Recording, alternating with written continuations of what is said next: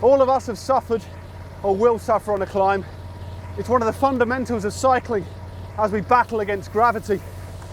But there are a few tips you can apply that'll help you climb without actually getting any fitter or needing to buy Chris Froome's legs on eBay.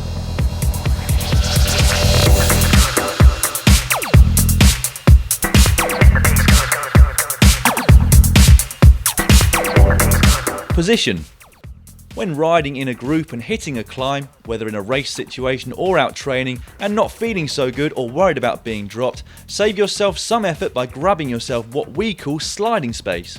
Simply put, instead of sitting at or near the back, get into a position nearer the front of the group by moving up just prior to or hitting the base of the climb. Once in position and on the climb itself, you can then gradually drift back through the group by riding fractionally slower.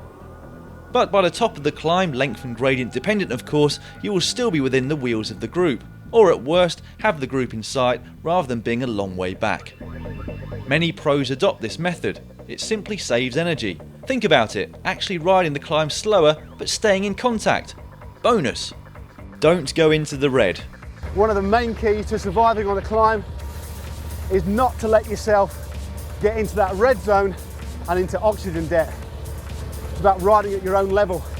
So don't follow a tempo that could see you getting dropped, and don't follow attacks that are clearly above your level. You sit in and ride at your own smooth rhythm, keeping your breathing nice and even. Think about your gearing.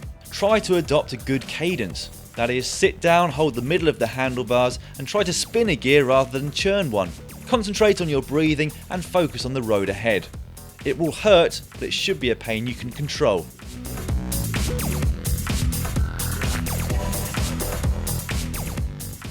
Break the climb up in your mind. On particularly long and steep climbs, it's very easy to become mentally defeated by the immense task at hand.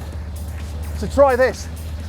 Every 300 or 400 meters, set your mind up the road on a point, a fixed point, and ride to that point, therefore breaking the climb down into bite-sized chunks. And when you reach that point, refocus a bit further up the road and do it again. You'll soon find you're at the top. It does make it a whole lot easier. Partner up. It's always of psychological benefit to ride with someone of similar ability, but of course this is dependent on the makeup of the group.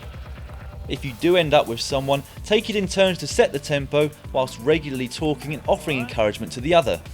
It certainly helps to keep the morale high and the pace higher. Don't panic. Most of all, don't panic, because if you do, you'll hit the wall and end up going even slower. Don't worry about what others are doing, just focus on yourself and what you have to do. Of course, many of you will have heart rate monitors or power meters to judge your particular effort, but if you don't, just apply these simple rules. One of the best times to attack your rivals is when they're in the middle of their lines. If you're looking for cycling how-to videos, well, we've got a whole host for you here at GCN. You see this one? If not, click here.